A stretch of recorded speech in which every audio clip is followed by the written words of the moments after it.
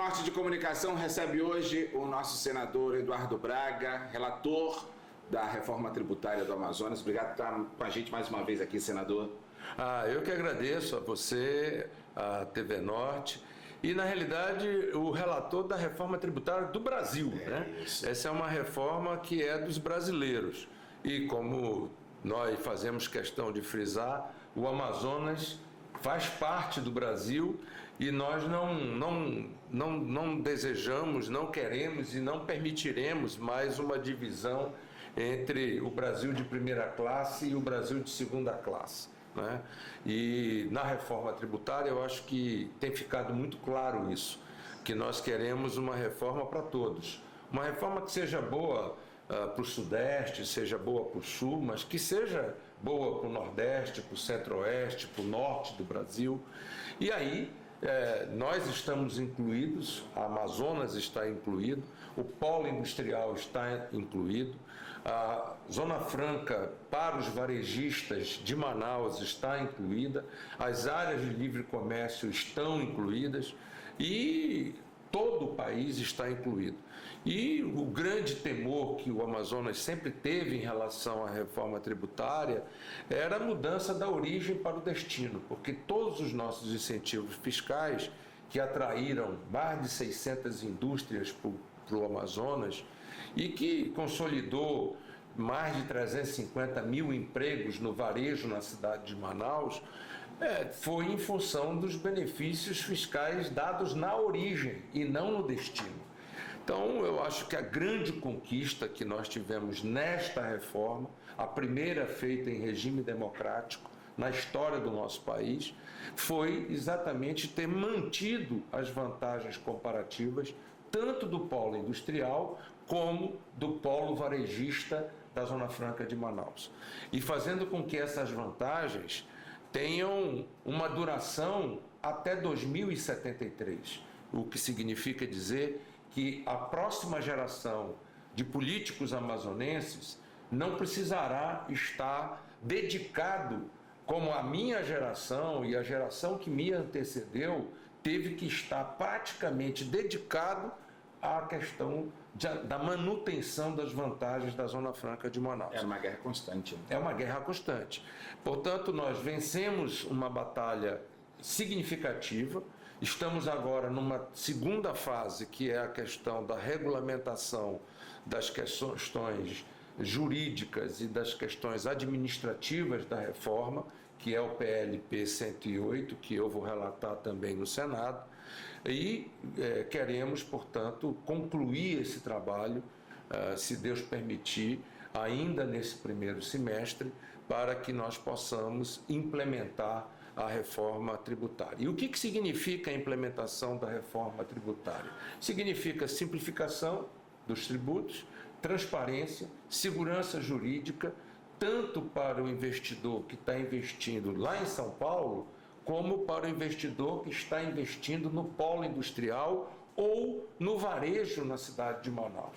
Os benefícios da Zona Franca agora estão novamente constitucionalizados e numa reforma tributária, portanto, na Constituição está lá assegurado na reforma tributária as vantagens comparativas e na regulamentação já sancionada pelo presidente Lula, nós também estamos com a Zona Franca, com as suas vantagens, tanto para o polo industrial quanto para o varejo, assegurado. Agora, os ganhos para a população ao longo do tempo é que esta reforma vai gerar mais emprego, mais renda, vai combater a fraude, a sonegação fiscal, vai fazer com que nós tenhamos ao longo do tempo, não é uma coisa da noite para o dia, mas ao longo do tempo, nós teremos com certeza uma redução da carga tributária para os bens de consumo.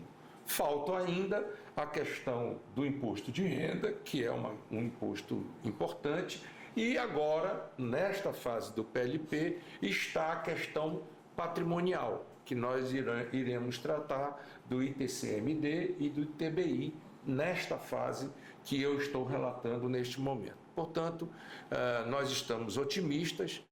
Por exemplo, para as pessoas poderem entender, esta terá cashback.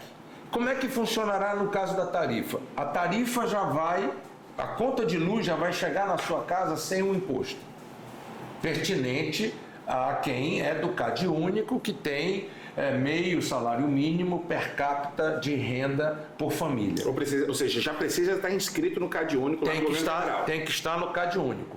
A porta de entrada para o cashback está no CadÚnico, ok? Então, por exemplo, fralda para criança, fralda para parturiente, fralda geriátrica, que é um bem hoje essencial, a população envelheceu.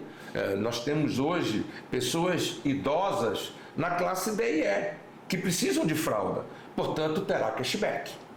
Essas pessoas vão ter cashback, né?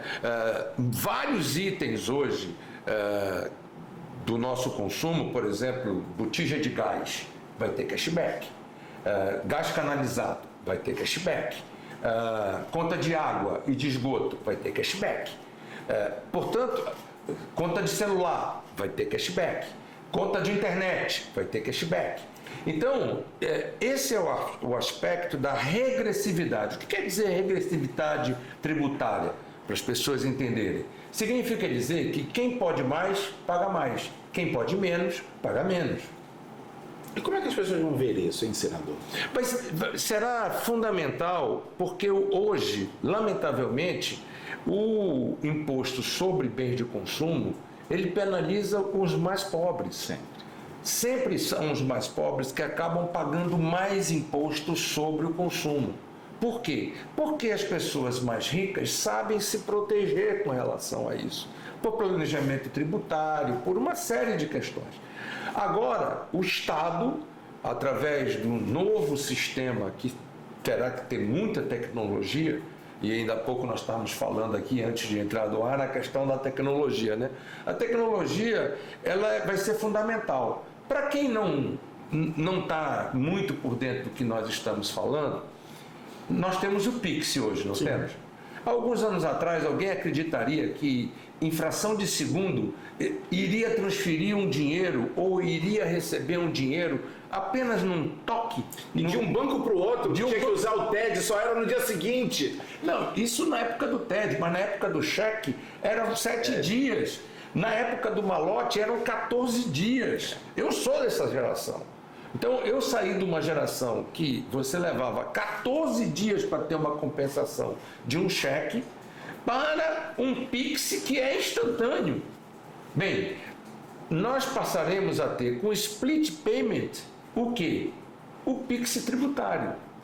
E a competência tributária, ela deixa de ser a emissão da nota fiscal para a competência do pagamento.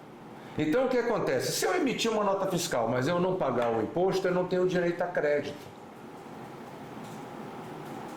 O meu crédito vem da competência financeira, não é mais da competência fiscal. Não adianta, eu emiti uma nota fiscal, mas não paguei o tributo, eu não tenho direito ao crédito. Muitas das sonegações e muito do contencioso tributário no Brasil hoje advém disso. E o split payment vai permitir que isso não exista. Agora, é uma mudança tecnológica da água para o vinho. Nós não saímos do telefone com fio para o telefone celular, para o smartphone, da noite para o dia. Nós levamos uma década para fazer essa evolução tecnológica. Portanto, nós não poderemos sair da noite para o dia também da inexistência de um sistema tão moderno e tão complexo que vai operar em 5.570 municípios, em 27 estados e na União, da noite para o dia. E com a vida de 200 milhões de brasileiros. Então, o que nós estamos fazendo? E que vai envolver todos os meios de pagamento, do cartão de crédito ao Pix, do dinheiro até o TED. Todos os meios de pagamento estarão envolvidos nesta operação. Por isso é que eu digo que o combate à fraude, à sonegação, vai ser tendente a zero. Por quê? Porque com a nota fiscal eletrônica e com a bancarização digital que o Brasil tem, que é uma das melhores do mundo, tendo um sistema digital que vai fazer a competência financeira entre a nota fiscal eletrônica e o sistema de créditos e débitos na conta do cidadão e na conta dos estados e dos municípios e da União, esta operação será toda simultânea. Então, em 2026, nós vamos começar com obrigações acessórias. O que significa isso? Nós vamos começar a implementar o sistema, as notas fiscais vão fazer o destaque do que seria o imposto, mas ninguém vai pagar aquilo. É só para testar o sistema. Certo. Por isso que ele vai ser gradativo. Aí no ano seguinte ele arredonda-se então todo o sistema, e quem já implementou sistemas de tecnologia sabe que não é só o software, tem toda uma organização e método por detrás disso. Pois bem, isso tudo está sendo feito desde já. Desde hoje, neste momento, existem técnicos dentro de salas no Brasil desenvolvendo softwares, desenvolvendo organização e métodos, dentro das secretarias de fazenda dos estados, dos municípios, etc., preparando o Brasil para isso. Em 2026, nós vamos começar com obrigações acessórias. E aí nós vamos, no final do ano, ter a dimensão do que isso significa. Em 27, ele começa efetivamente só com CBS e com apenas 0,1% de IBS. Ou seja, supondo que nós temos uma alíquota de 17 ou 18, de 25% no ICMS, apenas 0,1% vai estar rodando no IBS. Para quê? Para a gente testar.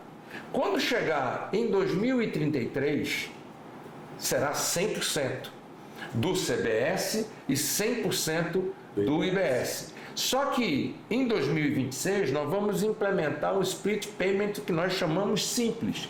Ele apenas vai fazer a conciliação bancária. Ele não vai ser inteligente. A partir de 2028 ele tem que ser inteligente, porque ele vai começar a receber dinheiro e compartilhar dinheiro. Ele vai ter que conferir crédito, débitos, e para quem é o crédito, e para quem é o débito, e para quem é o compartilhamento. Esse é o inteligente. E aí vem, em 2033, o superinteligente, que entra em 2029. Esse superinteligente é que vai sistematizar toda a operação e vai permitir ao Brasil ter o sistema instantâneo com relação à questão dos pagamentos e dos créditos. Eu tenho, portanto, o pagamento e crédito. E aí, o polo industrial de Manaus e o comércio da Zona Franca também terá os seus benefícios fiscais instantâneos. E nós tivemos que modificar o que estava sendo projetado nesta tecnologia para poder adaptar o modelo da Zona Franca dentro dessa tecnologia. Então, o trabalho que nós fizemos não foi simples, mas Deus está nesse processo e a gente conseguiu, com boa vontade, com articulação política, com confiança e com apoio político. E aí nós temos que reconhecer, o próprio presidente Lula foi fundamental, o ministro Haddad foi fundamental, o Rodrigo Pacheco, que era o presidente do Senado, foi fundamental, o Arthur Lira, presidente da Câmara, foi fundamental, e o Davi Alcolumbre, que era o presidente da CCJ e hoje presidente do Senado, também foi fundamental. Portanto, foi uma articulação política muito importante que eu estive à frente, mas o senador Omar teve um papel fundamental como coordenador da nossa bancada e todos os nossos parlamentares federais tiveram um papel importante. Portanto, a reforma tributária, e é isso que o telespectador tem que entender, é uma segurança jurídica muito grande. E isto está fazendo com que, neste momento, mesmo antes dela começar a valer, nós já estamos conseguindo atrair mais investimento para o polo industrial. Porque quem está lá nos Estados Unidos, ou lá na China, ou lá em Taiwan, ou lá no Japão, ou lá na Alemanha, decidindo aonde vai botar o investimento, ele está olhando e está dizendo, poxa, mas aqui eu tenho segurança constitucional, eu tenho segurança jurídica e tenho competência fiscal e financeira. Portanto, eu vou investir lá no Amazonas. E é isso que tem sido o nosso trabalho em fazer um serviço que seja um serviço para todos os brasileiros, mas que olhe para o Amazonas e para a Amazônia, porque o impacto nas áreas de livre comércio também vão ser muito positivo. Senador, é importante a gente falar para as pessoas que quem tem dúvidas ainda sobre isso, tanto o senhor nas suas redes sociais quanto a sua equipe, tem conseguido esmiuçar cada vez mais ponto a ponto dessa reforma. É importante convidar, inclusive, as pessoas a te acompanharem, né? É verdade. Eu quero dizer que a gente tem tentado, através do Instagram, do Facebook, do Twitter, etc., responder a todos os nossos seguidores, a todos os nossos usuários, respostas com relação à questão da Zona Franca. Porque, e com relação à reforma tributária em geral. Porque, como você mesmo disse, não é uma questão simples. Não é. Sabe o que eu digo? Todo mundo é apaixonado pela seleção brasileira. Uhum. Mas cada um tem a sua seleção. Agora mesmo, o Neymar foi convocado. É assim. Tem gente o que choveu de crítica na internet não está no gibi. Não está no gibi. Mas vai que ele dá certo. No outro dia está todo mundo batendo palma. Tá certo?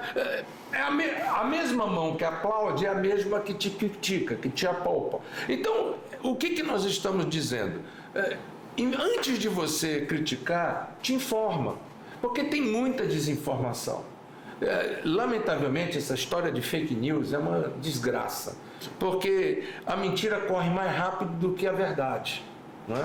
Então, nós estamos buscando prestar um serviço, prestar um serviço de utilidade pública, explicar, dizer, o que a legislação diz é isso, assim, assim, assim, assim, e isso vai funcionar assim, assim, assim.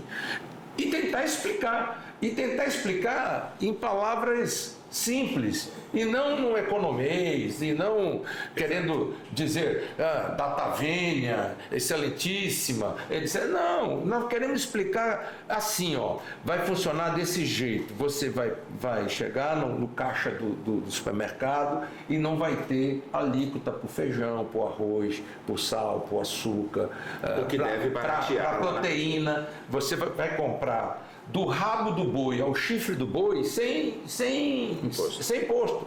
Isso significa dizer que todo tipo de carne não vai ter imposto. Não tem, é alíquota zero. Mas a mesma coisa vai valer para o tambaqui, a mesma coisa vai valer para o frango, a mesma coisa vai valer para todas as proteínas animais que sejam brasileiras. Não vai ter mais aquela história de beneficiar salmão, caviar e não sei o que, isso nós acabamos. Até porque nós já falamos, baratear para quem ganha pouco e cobrar mais para quem ganha muito. Então, e isso foi um dos grandes desafios que nós tivemos na reforma tributária. Essa era uma distorção que nós tínhamos na política brasileira. Lamentavelmente, você tinha caviar com benefício fiscal. Enquanto isso, o trabalhador tinha que pagar imposto para comprar arroz e feijão. Então, nós consertamos essas coisas e a reforma tributária vai trazer para o setor produtivo simplificação que representa o quê? Redução de custo, competitividade. E o Brasil vai poder exportar finalmente, novamente, produtos industrializados. Siga então aí, senador Eduardo Braga, nas redes sociais todas, tá? Agora, senador, se a gente puder abraçar ainda mais e ampliar a visão do que é a reforma tributária. Por exemplo, a gente falou aqui já da cesta básica, falou de cashback aí em várias contas, telefonia, água e tal, energia. Como é que isso fica, por exemplo, para a rodovia BR-319? Isso interfere, tem algo a ver com a reforma também? Diretamente não, indiretamente sim. Por quê? Porque se a receita da União crescer e houver o controle de gastos por parte da União, aumentará a capacidade de investimento da União. E quanto mais for maior a sua capacidade de investimento em infraestrutura, em saúde, em educação, em segurança pública, e em infraestrutura produtiva, estrada, porto, aeroporto, linhão de energia, né? Cabos de fibra ótica. Que leva a internet melhor para o interior. Que leve não só para o interior, mas que leve... A nova fronteira, hoje, o que nós estamos tendo uma grande disputa? São pelos centros de processamentos dessa nova tecnologia que está aí. O blockchain, que é o novo sistema financeiro mundial, isso vai exigir centros de processamento de dados e de armazenamento de dados gigantescos, que vão consumir muita energia. Os estados que tiverem melhor infraestrutura de energia e melhor infraestrutura de logística vão ser capazes de atrair isto. Então imagine o seguinte: se nós resolvermos o problema de energia, tornando Manaus um grande hub de energia elétrica, nós já somos interligados com Tucuruí. Mas de vez em quando a linha de Tucuruí cai. Acabou de cair, nós passamos 6 horas sem luz, ok? Sim. Mas se nós tivermos, além do Leão de Tucuruí, o Leão que nos interligue com Santo Antônio e Jirau, que é ao longo da BR-319, impacto zero no meio ambiente, se caiu de Tucuruí, Santo Antônio e Jirau, seguro, é redundância. Agora, nós teremos em dezembro, finalmente pronto, o Leão que liga Roraima a Manaus e a Tucuruí. Mas Roraima já está interligado com Guri, da Venezuela. Então, esta é uma outra redundância, porque uma hora a Venezuela vai sair da sua crise, uma hora o governo sai da mão do Maduro, vai para a mão de outro, e que a Venezuela vai voltar a se desenvolver, e vai voltar a crescer, e vai voltar a ter investimentos na área de energia, não tenho dúvida. Mas nós já temos uma linha de transmissão existente entre a Venezuela e Roraima.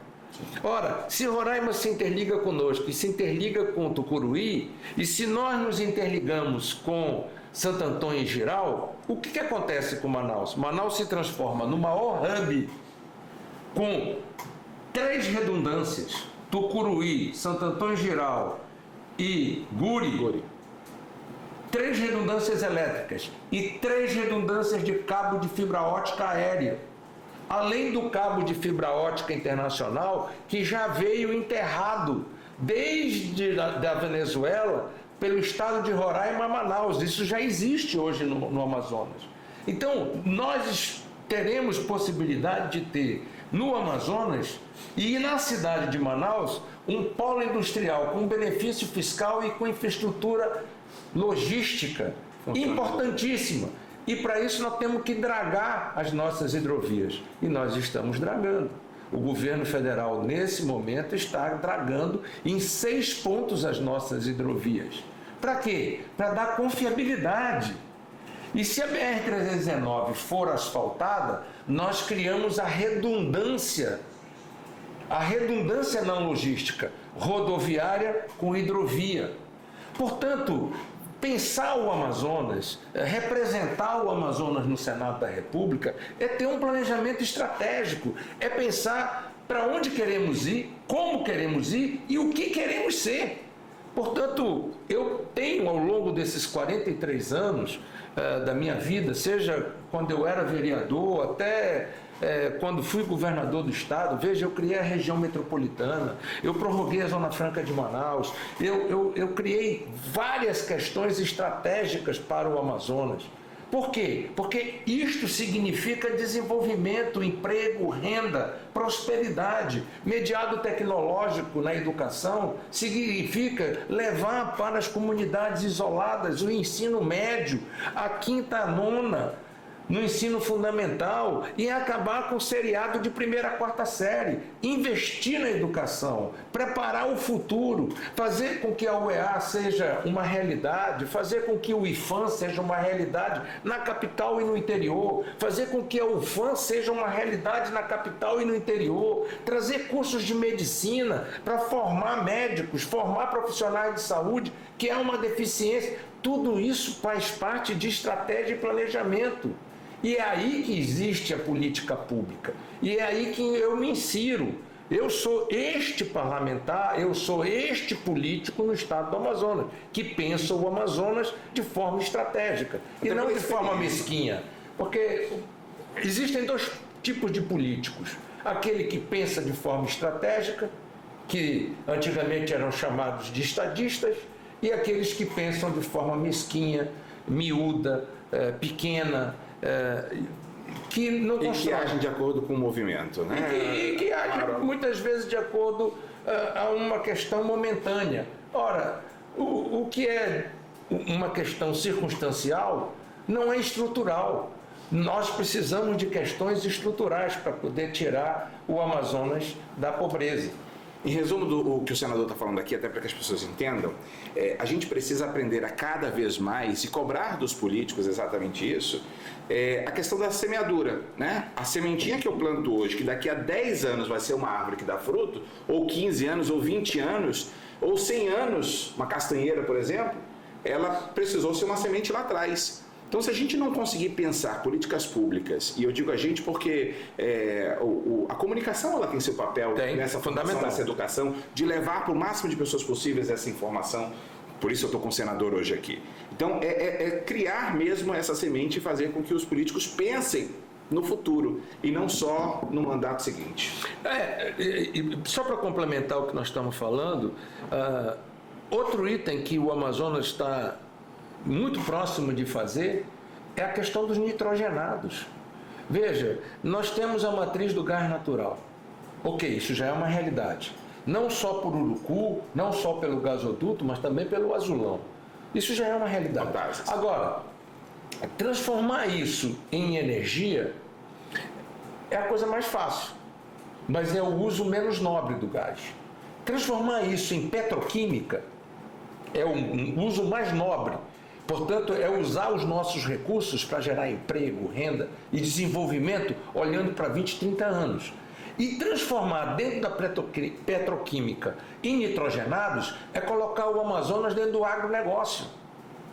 É fazer ureia, é fazer o potássio de Altazes, é poder fazer o fósforo que nós temos, minas de fósforos estratégicas que estão aí abandonadas e sem ninguém pensar sobre elas.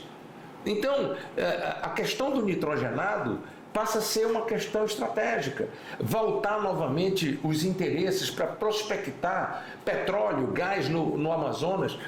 Veja, a energia solar é importante, a energia eólica é importante, mas energia firme é a térmica.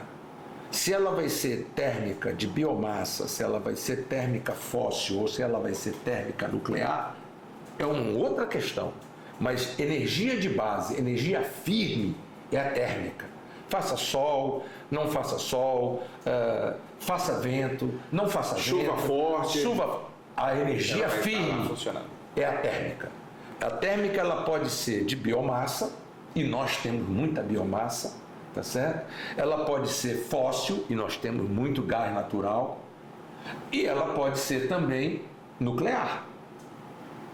Só que, no caso do Amazonas, teria que ser ou fóssil ou biomassa. E nós precisamos ter as linhas de transmissão, que são as avenidas para a gente poder vender energia. Sem essas avenidas, nós não vamos ter viabilidade, não tem business plan que fique de pé para fazer esses investimentos. Então, é isso que eu questiono e é isso que eu me proponho ao longo da minha vida inteira. Tentar transformar estas questões em questões de desenvolvimento que não seja um voo de galinha, mas sim um voo de águia, de condor, um voo que faça com que o Amazonas cresça durante um ciclo longo de desenvolvimento, porque isso muda gerações. Caso contrário, acontecerá o que aconteceu no passado. Nós teremos o fim de um ciclo e aí voltaremos a ser Porto de Lenha.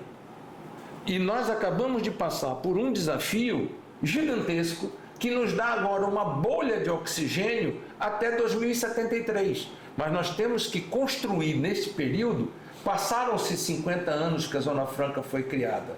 Nós não podemos deixar passar mais 50 anos sem pensar no que nós queremos ser daqui a 50 anos. Eu não vou estar mais aqui, mas os meus netos vão estar, a minha família vai estar, as pessoas que eu quero bem vão estar.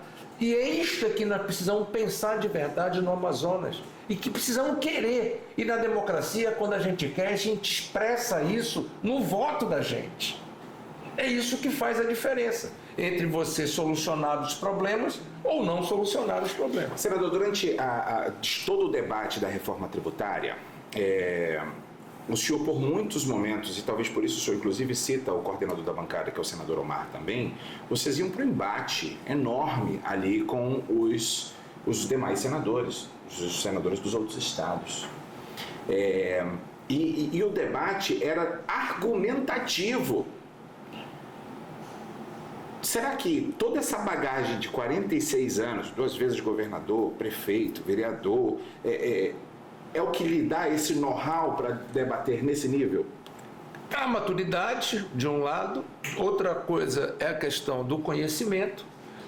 Eu, ao longo desses 43 anos, eu me dediquei a conhecer o Amazonas e me dediquei a estudar o Brasil. E me dediquei nesses 14 anos que eu estou no Senado, eu me dediquei a conhecer com profundidade certos temas.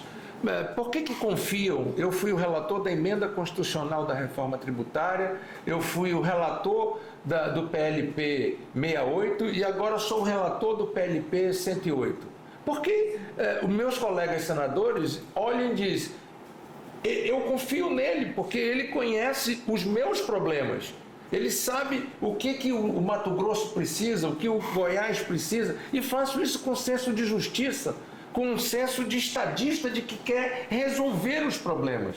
E até para poder ter aliados que defendam a solução dos nossos problemas. Portanto, o Brasil precisa voltar a pensar desta forma, para os brasileiros, independentemente desta coisa segmentada e atritada entre esquerda e direita. Sabe qual é a minha ideologia? A minha ideologia é o Amazonas, a minha ideologia é o Brasil. A minha ideologia não é esquerda, não é direita, a minha ideologia é fazer com que o Amazonas prospere, tenha emprego, tenha renda, que o Brasil prospere, tenha emprego, tenha renda, que nós possamos resolver o problema de segurança pública, o problema de saúde pública, investir na educação, preparar o futuro do nosso país, das nossas gerações. Essa é a minha ideologia. E não essa discussão pequena, mesquinha, que não vai construir o nosso futuro. Senador, muito obrigado por estar conosco aqui no Grupo Norte de Comunicação e seja sempre muito bem-vindo, porque a gente precisa cada vez mais esmiuçar para as pessoas do quanto é importante entender o que mudou de agora para frente mesmo. É verdade. E outra coisa, só não muda de opinião quem não tem opinião. E só não evolui quem não amadurece, quem não estuda e quem não aprende com seus erros. Eu, ao longo da minha vida, eu busquei aprender com meus erros, eu procurei melhorar. E eu espero poder dar o melhor de mim para o Amazonas e para o Brasil. Obrigado, mestre. Vamos junto. Pronto.